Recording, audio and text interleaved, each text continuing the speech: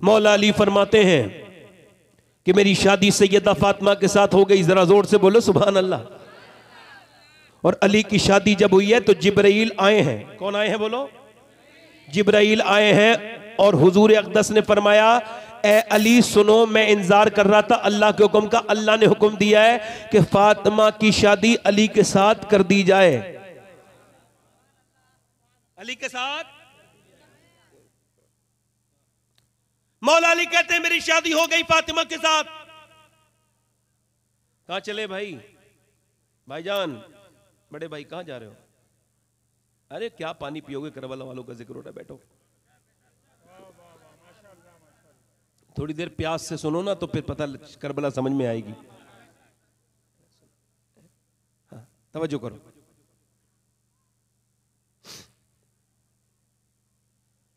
मौला अली कहते हैं मेरी शादी हो गई। हमारे यहां तो शादियां होने में नहीं मान रही। लंबी शादियां चलती हैं, लंबे रिश्ते चलते हैं, फिर कहीं जाके शादी होती है। लंबे जहेज और जहेज मांगने वाले में और भिखारी में कोई ज्यादा फर्क नहीं है। जब कोई जहेज मांगे तो उसको दे दो, मगर भिखारी समझ के दो। नियत भीख की देना, क्योंकि ये अपने बेटे का सौदा कर रहा है। अब जो सौदा करता है तो वही जिससे जहेज मांगा था ना, और फिर वो आके इज्जत नहीं देती, उसी ससुर सास को निकालती है पहले घर से जिसने जहेज मांगा था, है ना। तुमने इज्जत थोड़ी दी है जो तुम्हें इज्जत देगी। समझ आ रही नहीं आ रही है भाई? तुमने उसकी जमीनें बिकवा के जहेज लिया, अब वो इज्जत देगी तुम्हें। इज्जत दो, इज्जत मिलेगी। इज्जत दो, इज्जत मिलेगी। मौला अली की शादी हो गई। मौला अली, अच्छा मेरी बहनें बैठी हैं, मेरी बेटी बैठी हैं, इनको थोड़ा सा बयान करने का मकसद है ताकि मेरी बहनें, मेरी बेटियां थोड़ी सी मेरी बात को समझ जाएं, इनके जहन में मेरी बात आ जाए, जो मैं ये कहना चाहता हूं वो बात समझ जाएं। मौला अली कहते हैं एक दिन मैं अपने घर आया तो मैंने देखा मेरी बीवी बड़ी परेशान है। मैंने पूछा फातिमा क्या हुआ? तो वो परेशान होने की कह लगी बात यह है मेरे बच्चे हसन हुसैन की तबीयत बहुत ज्यादा खराब है, वो ठीक नहीं हो रही है। अब आप हजरत अली कहते चलो फिर दुआ मांगते हैं। सैयदा फातिमा ने दुआ के लिए हाथ उठाए। अली बोले मन्नत मांग लेते हैं। तो सैयदा फातिमा ने कहा 3 रोजे की मन्नत मांगती हूं मैं, अल्लाह मेरे बच्चों को ठीक कर दे। यानी औरतों को आज कोई परेशानी आ जाए, इस ताबीज वाले के पास, उस ताबीज वाले के पास, इस मजार पे, उस मजार पे, कहीं जाने की जरूरत नहीं। सैयदा फातिमा ने तरीका बताया है, किसी मौलवी के सामने मत जाओ और उससे फाले मत खुलवाओ, बल्कि एक ही काम करो। नबी की बेटी ने फरमाया कि अगर तुम ये चाहती हो अल्लाह तुम पे फजल फरमाए तो तुम रोजे रखो। क्या रखो? बोले रोजे रखो। नबी की बेटी ने कहा मैं 3 रोजे रखूंगा। 3 रोजे रखूंगी। कितनी? 3 रोजे रखूंगी। अल्लाह अकबर। अली दुआ कर रहे हैं, अल्लाह मेरे बच्चों को शिफा दे दे, हम पूरे घर वाले 3 रोजे रखेंगे। मुझे बताओ कि जब दुआ करने वाला अली हो और फातिमा आमीन कहने वाली हो तो क्या दुआ कबूल होगी कि नहीं होगी? दुआ कबूल हो गई। दुआ अपने मुकद्दर पे नाज कर रही है। दुआ कबूल हो गई। हसन की तबीयत भी ठीक और हुसैन की तबीयत भी, तवज्जो करना, हुसैन की तबीयत भी, जल्दी बोलो, हसन की तबीयत भी ठीक, हुसैन की तबीयत भी ठीक। दोनों बच्चों की तबीयत ठीक हो गई। जब दोनों बच्चों की तबीयत ठीक हो गई तो सुबह को इन्होंने सहरी की। अब सहरी के लिए सारे लोग उठ गए। सहरी किस बात से की? सहरी किस काम से? सहरी इनके पास खाना नहीं था, खजूरें नहीं थी, बल्कि पानी से सहरी की। पानी से, सिर्फ पानी, फकत पानी। पानी से सहरी करने के बाद अरब के सख्त धूप के अंदर मौला अली रोजा रख के, और अपने जब सूरज निकला तो अपने बच्चों के लिए कमाने के लिए गए मजदूरी करने। आज के बाद कोई इस गांव से मजदूरी करने निकले तो सर झुका के ना जाए और वो परेशान होके ना जाए, शर्माए नहीं, अपना दिल थोड़ा ना करे, क्योंकि मजदूरी के लिए जाना नबी की भी सुन्नत है, अली की भी सुन्नत है। और कोई अपने बाप को मजदूर बताते वक्त शर्माए नहीं।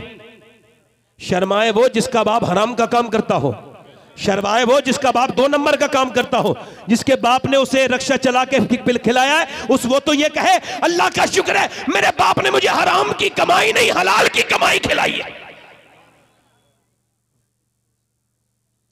मौला अली मजदूरी करने गए, मजदूरी करके वापस आए। मौला अली मजदूरी करके वापस आए। जब वापस आए तो आपने जौ रख दिया, नबी की बेटी ने जौ को रखा चक्की पर और चक्की चलाना शुरू कर दी। जब चक्की चलाना शुरू कर दी, नबी की बेटी ने चक्की चलाना शुरू कर दी, सैयदा फातिमा ज़हरा ने। अब जब चक्की चल गई, उसके बाद आटा बना, उसके बाद पानी लेके आई और कुएं से पानी निकाल के लाई रोजे की हालत में। फिर आपने पानी से आटा गूंदा, फिर रोटी बनाई। अब इंतजार हो रहा है कि अजान की आवाज आ जाए तो रोजा इफ्तार कर लें। और पूरे दिन बगैर सहरी का रोजा रख करके अहले बैत बैठे हैं। अब उनकी अजान की आवाज आने से पहले एक आवाज आती है और वो आवाज ये थी, ए नबी की बेटी, मैं एक मिस्कीन हूं, मैंने कुछ खाया नहीं 2 दिन से, क्या नबी की बेटी मुझे कुछ दे देंगी?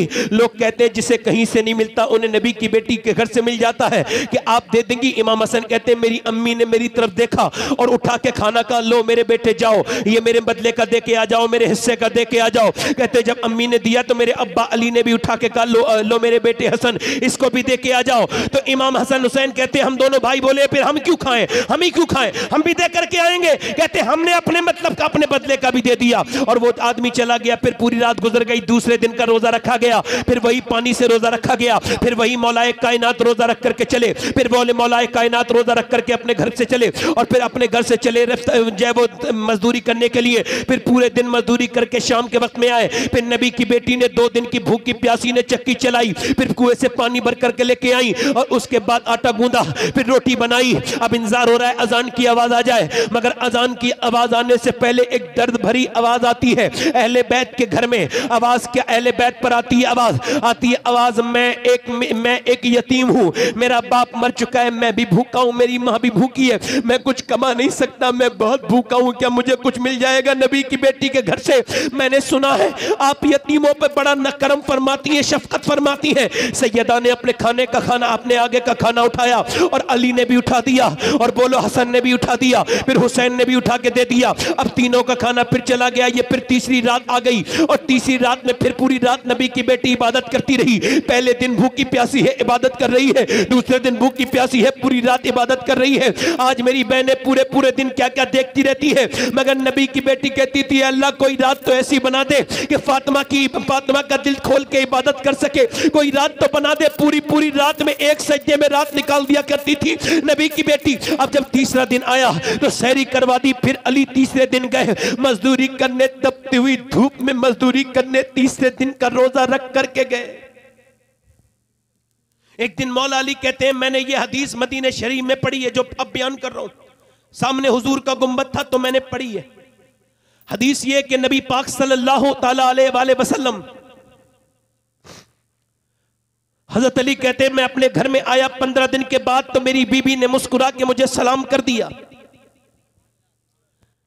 ये जो ताबीज गंडे वालों के बाद भागी फिरती है, मेरा आदमी मेरे हाथ में आ जाए, मेरा कहना मानने लगे, और बात करती हैं ऐसी कि वो हाथ से निकल जाए, उनके साथ बदअखलाकी करती हैं। तो ये तो उल्टे काम से नहीं होगा, ये तो तुम इधर उधर भागे फिरो। एक ही काम की जरूरत है मेरी बेटियों मेरी बहनों को, किसी ताबीज वाले के पास इस मामले में जाने की जरूरत नहीं। बस यही एक तरीका है कि जब शौहर आए तो बस मुस्कुरा के बात करनी है और सलाम करना है, पहले मुस्कुरा के सलाम करना है।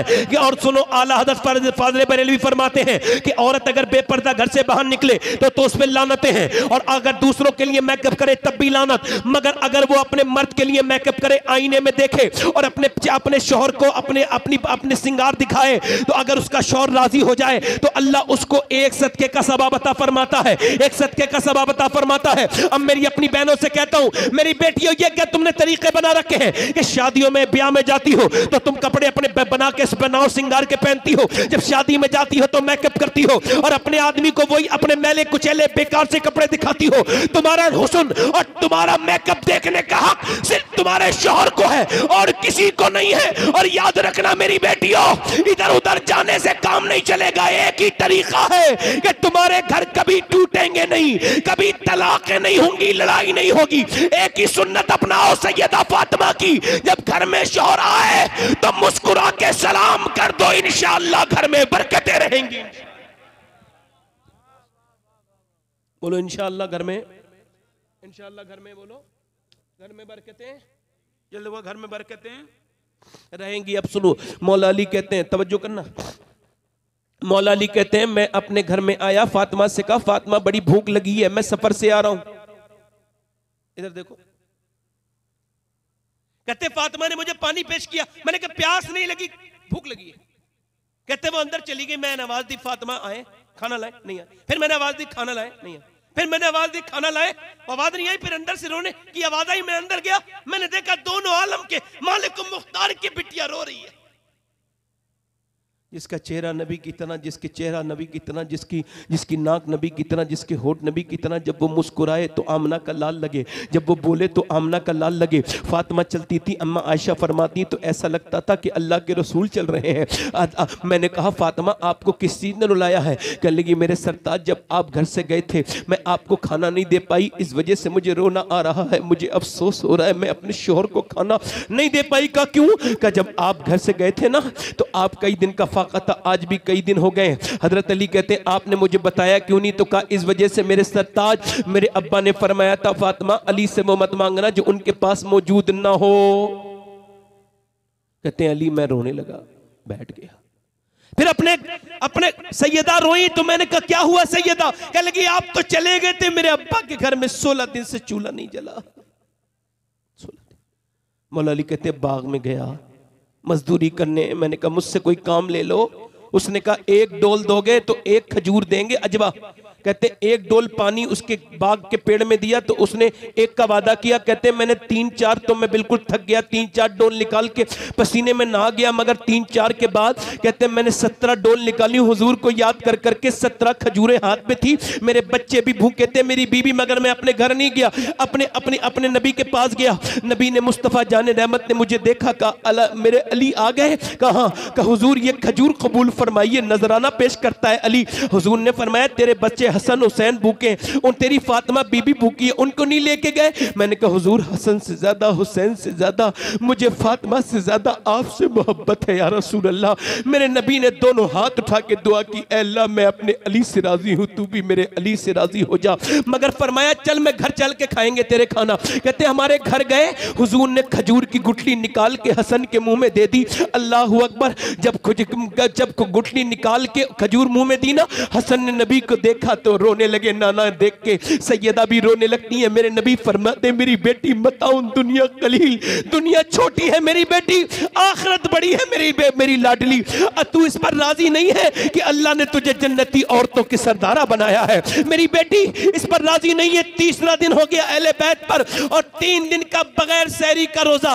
अल्लाह अकबर। फिर हजरत अली मजदूरी करके लाए, फिर नबी की 3 दिन भूखी प्यासी बेटी ने चक्की चलाई और 3 दिन के बाद खाना सामने रखा था। हसन हुसैन भूख से कांप रहे थे कि अब अजान हो जाए तो खाना खा ले। 3रा दिन तब बच्चों पर, मगर अजान की आवाज आने से पहले एक गैर मुस्लिम की आवाज आई, कैदी की। कहने लगा मैं कैदी हूं, मैं मुसलमान नहीं हूं, मुझे किसी ने खाने को नहीं दिया मदीने में। किसी ने कहा जा चला जा सैयदा फातिमा के घर, जिसे कहीं से कुछ नहीं मिलता उसे फातिमा के घर से कभी खाली नहीं भेजा जाता। जा चला जा, क्या मुझे कुछ मिल जाएगा? अल्लाह के रसूल की बेटी ने खाना उठा के दे दिया, दोनों बच्चों ने भी उठा के दे दिया। खुद ना खाते हैं, भूखों को खिला देते हैं। कैसे साबिर है मोहम्मद के घराने वाले। जब नमाज अजान हुई तो हजरत अली मस्जिद में गए, दोनों बच्चों को देख करके मेरे नबी ने दोनों को चुपटा लिया। दोनों बच्चे बिल्कुल कांपते थे। नबी ने प्यार किया और फरमाया ऐ मेरे अली, तूने जो खाना खिलाया अल्लाह इतना राजी हुआ है कि अल्लाह ने जिब्राइल को भेजा है और ये आयत नाजिल हुई है, वो युतइमून अत्वामा अला हुब्बिही मिस्कीना व यतीमा व असीरा। जरा गौर तो करो, अली खाना खिलाए और अल्लाह राजी हो जाए। अली का लंगर खाने का जिक्र तो मेरा रब कर रहा है, जरा गौर तो करो। फातिमा तू ज़हरा खिलाए और नबी राजी हो जाए। मगर एक सवाल ये है, ऐ सैयदा फातिमा, ये रोजा आपने 4 दिन के क्यों नहीं रखे? ये रोजे 2 दिन के क्यों नहीं रखे? ये 3 दिन के रोजे क्यों रखे गए थे? आखिर इसमें हिकमत क्या थी? मदीने से आवाज आई, ये ऐलान था यजीदियों के लिए, फातिमा का ऐलान था यजीदियों, मेरे बेटे को तुम 3 दिन प्यास से, 3 दिन भूख से डराओगे। ये डरेगा नहीं, चुके इसकी मां ने इसकी तरबियत और इसकी ट्रेनिंग पहले मदीने में करा दी है। नारे तकबीर, नारे रिसालत, जिक्र शहीदाने करबला।